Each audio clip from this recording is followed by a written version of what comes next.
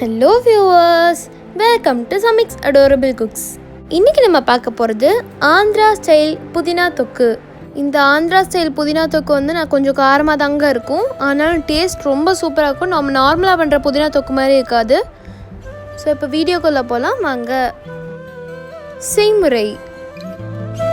So first ஒரு pan எடுத்துக்கோங்க. அதில் 1 டீஸ்பூன் நல்லெண்ணெய் ஊற்றிக்கலாம். பொதுவாக நீங்கள் எந்த தொக்கு செஞ்சாலுமே நல்லெண்ணெய் ஊற்றினா தாங்க உங்களுக்கு டேஸ்ட் சூப்பராக இருக்கும். ஸோ இப்போ இந்த எண்ணெய் சூடானதுமே 1 ஸ்பூன் மல்லி சேர்த்துக்கலாம்.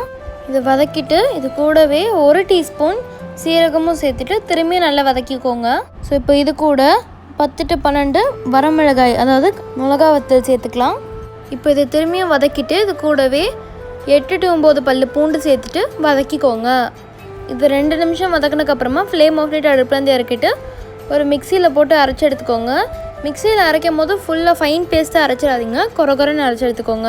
ஸோ நம்ம இப்போ வதக்கினதை கொரகொரன்னு அரைச்சி எடுத்துக்கலாம். இப்போ ஒரு பேனில் 2 கை புதினா இலைகள் சேர்த்துக்கலாம். சேர்த்துட்டு இது லேசாக வதக்கிக்கோங்க.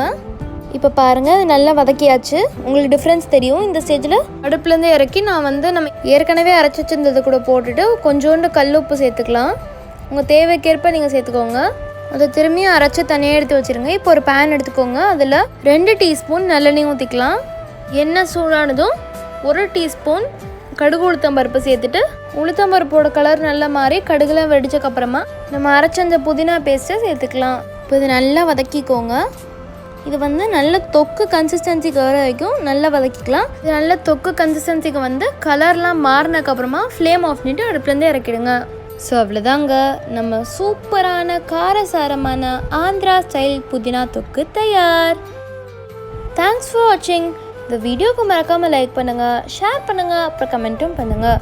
எங்கள் சேனலுக்கு நீங்கள் சப்ஸ்கிரைப் பண்ணலைன்னா சப்ஸ்கிரைப் பண்ணிவிடுங்க. அப்படியே பக்கத்தில் இருக்க பெல் ஐக்கானை கிளிக் பண்ணிவிடுங்க. அப்போ தான் நான் போடுற புது புது வீடியோஸ் உங்களுக்கு நோட்டிஃபிகேஷனில் வரும்.